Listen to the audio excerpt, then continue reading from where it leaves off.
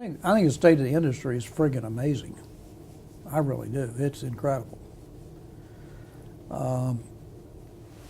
There are hundreds of bourbons today. There probably always were, but most of them nobody would drink or never heard of them.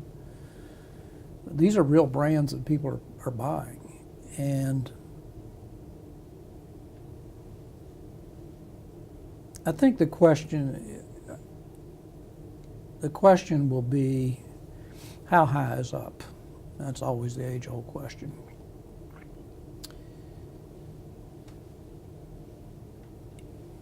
There's different profiles.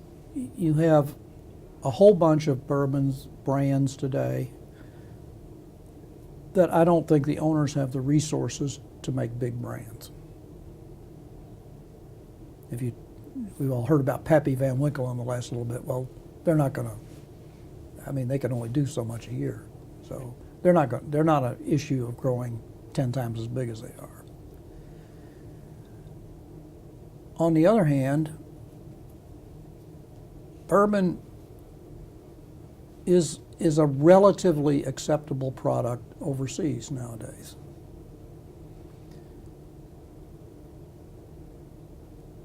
And I would think that it will be interesting to see how much business the bourbon people can get from overseas. And I think they can get a lot. But it takes a lot of work. So who knows what's going to happen? You just never know about that. But this company's already, Maker's Mark is overseas. They're there.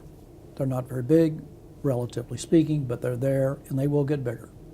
I'm convinced of that. Obviously, Jack Daniels is gargantuan overseas. Jim Beam is overseas, but again,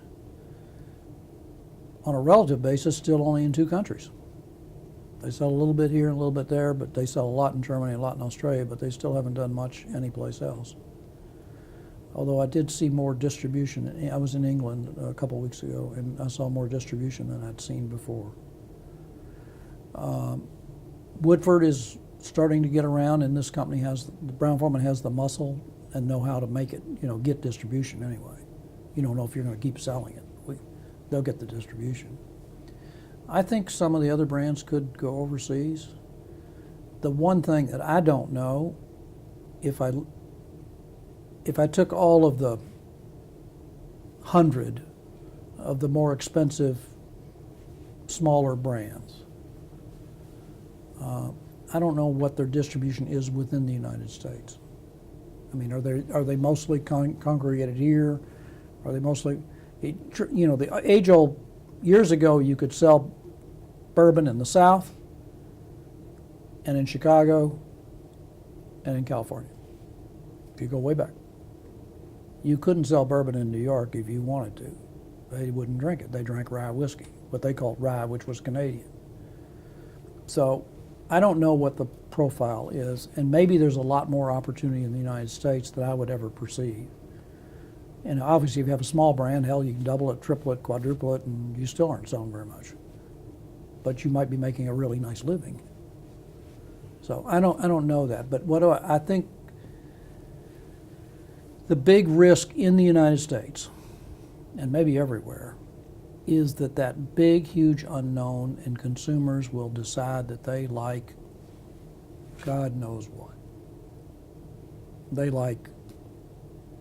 They'll go back to vodka. They'll go to gin, and you're just hung out to dry. And I don't know how to predict that.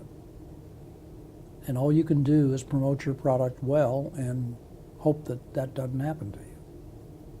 So I think there's a huge upside if we can spread it out. I think the downside risk is that consumers will stop having this enamor that they've got with tasting bourbons.